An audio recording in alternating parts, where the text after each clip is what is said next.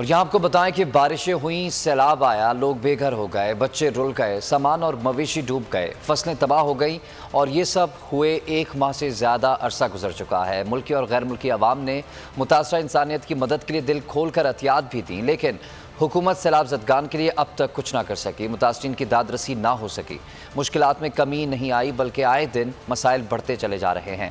سندھ، بلوچستان اور خیبر پختونخوا کے درجنوں دیہات تاحال زیر آب ہیں۔ ڈائریا، ملیریا اور ہیضے کے علاوہ دیگر بیماریوں میں شدت آ گئی ہے۔ وبائی امراض کے پھیلاؤ نے متاثرین کو بے حال کر رکھ دیا ہے۔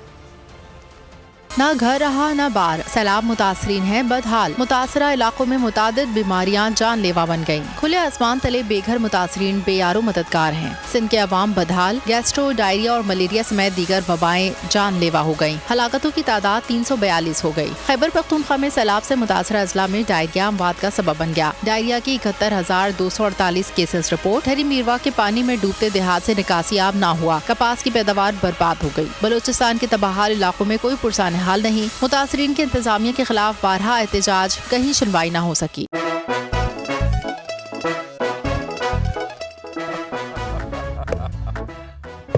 آج ان کو پھنسا دیں۔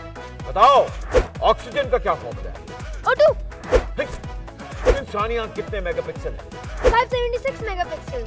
اچھا، وہ کون سا جاندار ہے جس کی 5 آنکھیں ہیں؟ مکھی۔ کسی بھی اینگل سے یہ نہیں کچے، کیونکہ چھٹی کے بچے آپ سے اچھے۔